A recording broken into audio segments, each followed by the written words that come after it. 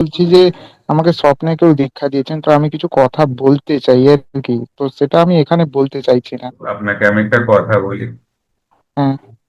আপনাকে যিনি স্বপ্নে কিছু বলেছেন বা দীক্ষা দিয়েছেন, হ্যাঁ।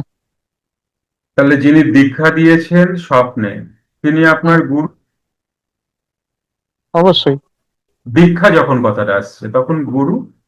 আর হ্যাঁ। এই বিষয়টা নিয়ে আপনি বাইরের কারুর সাথে কথাই বলবেন না। আমার সাথে তো নয়, কারুর সাথেই নয়। কারণ গুরু আপনাকে বিশ্বাস করে স্বপ্নে যা আপনাকে বললেন, সেগুলো অন্য হ্যাঁ। কার যতই মহান হোক, তাহলে কি হচ্ছে, গুরুর সাথে বিট্রে করা হবে। ও আচ্ছা। বোঝা যাচ্ছে বিষয়টা? হ্যাঁ।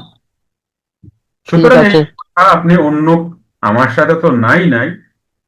আমি আপনাকে অনুরোধ করব অন্য কারোর সাথে এই কথাটা বলবেন না। যা বলেছেন আপনার গুরু, আপনি সেটাই শুরু করুন। আচ্ছা, ঠিক আছে, আমি ক্রিয়াযোগটা আপনার সঙ্গে করতে পারি কি? আমাকে শেখাবেন একটু? এটা ওই যে নাম্বারে আপনি যোগাযোগ করছেন ওনাদের সাথে কথা বলুন, ওনারাই আপনাকে বলে দেবেন।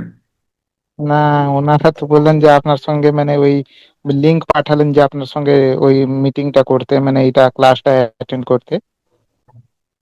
দেখুন, ক্লাসটায় অ্যাডমিশন রেজিস্ট্রেশন এগুলো রয়েছে, ফ্রি ক্লাস তো আজ আপনারা পেয়েছেন। আর ওই হ্যাঁ। ক্লাসগুলো মাস্টার ক্লাস যেগুলোতে শেখানো হয়, ওটাতে তো অ্যাডমিশন রেজিস্ট্রেশন রয়েছে। সেগুলো নিয়ে কথা বলুন, ওটা যদি আপনার সম্ভব হয় ওটা করে চলে আসুন মঙ্গল বুধ বৃহস্পতি রাত্রি 8টা থেকে 9টা। অনলাইনে হবে নাকি আমাকে আসতে হবে কলকাতা? অনলাইনে? কলকাতাতে আমি থাকি না, আমি তো এখন আছি। ও আচ্ছা আচ্ছা। না, আমি মানে এই দীক্ষার পর আমি আনন্দময়ী মায়ের আশ্রম থেকে দীক্ষা নিয়েছি।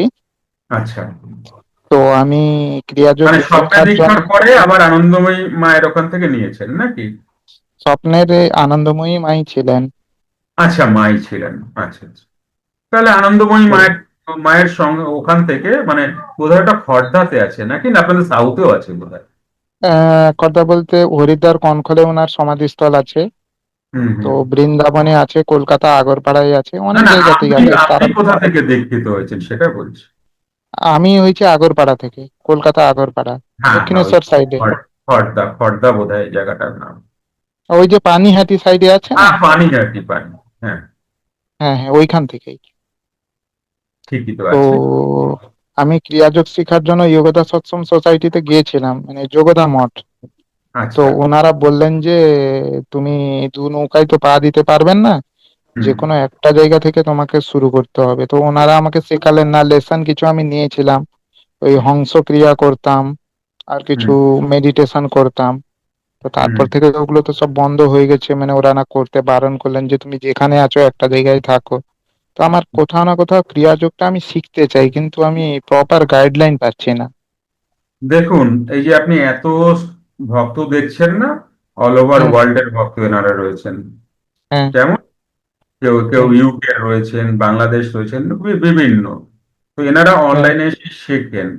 আর আপনাকে আরেকটা কথা বলে দিই, সেটা হচ্ছে আপনি যেখান থেকেই হয় আপনি করতে পারেন। সেটা হচ্ছে আপনি আনন্দময়ী মায়ের যে স্বপ্নাদেশ পেয়ে যেটা পেয়েছেন এবং সেখান থেকে গিয়ে যেই দীক্ষা নিয়েছেন, সেটা হুম। মন্ত্র দীক্ষা নাকি?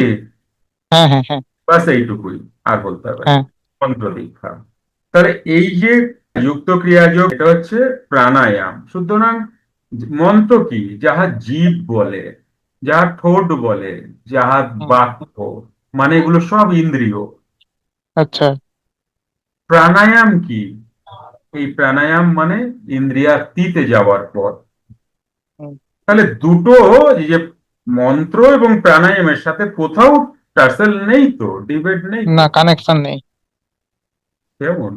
আপনি যদি হ্যাঁ। তাই বলবেন, আমি আমার 17 বছর বয়সে বৃন্দাবন থেকে কৃষ্ণ মন্ত্রে দীক্ষিত, নাম আচ্ছা। প্রদান সাধন।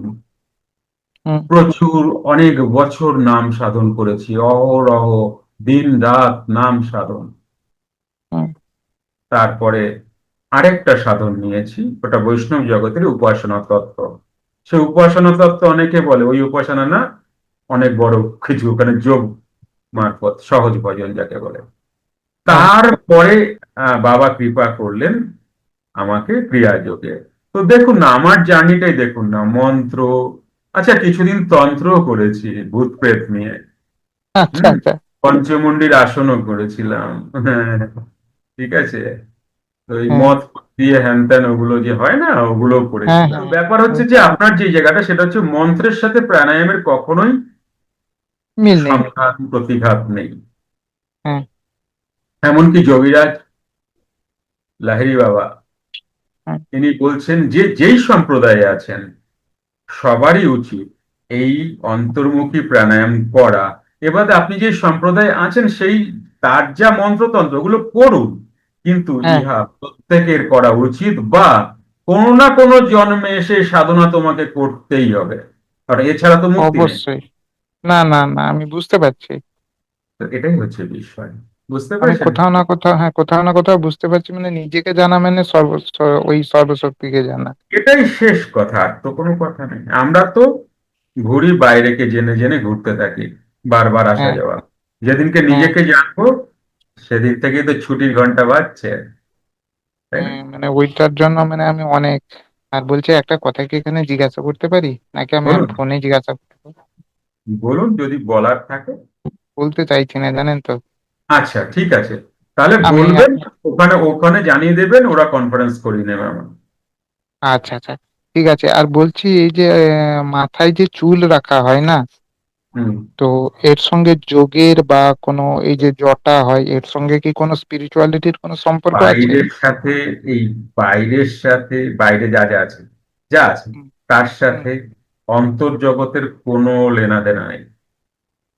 না, আমি একটা কথা বুঝতে পারছি না, এই যে মাথার চুলটা কালো, তো সায়েন্সে আমরা পড়েছি যে সূর্যের আলো কালো জিনিসের উপর পড়লে ওই অ্যাবজর্ব করে শক্তিটাকে। এবার আমরা ছোটবেলা থেকে কালো হলাম, ছোটর সময় ব্রহ্মরন্ধ্র থাকলো, ওখান থেকে শক্তি পেলাম। ব্রহ্মরন্ধ্রটা বন্ধ হওয়ার পরে কালো চুলের আরে মধ্যে থেকে বাপরে, শক্তি আপনি পেলাম। অনেক পড়েছেন তো। না না না, আমি যা জানতে চাইছি সত্যটা কি। এটাকে পড়া দিয়ে না, সাধনায় জানুন, চোখ বন্ধ করে জানুন। চোখ খোলা যে জানা, সেগুলো ভুল। চোখ বন্ধ করে জানুন, মিলবে। ঠিক আছে, আমি আপনার সঙ্গে ফোনে কথা বলবো। হ্যাঁ, আজকে অনেক কথা বলে ফেলেছি। ওকে। ঠিক আছে। ঠিক আছে, ভালো। নমস্কার। হ্যাঁ, নমস্কার নমস্কার।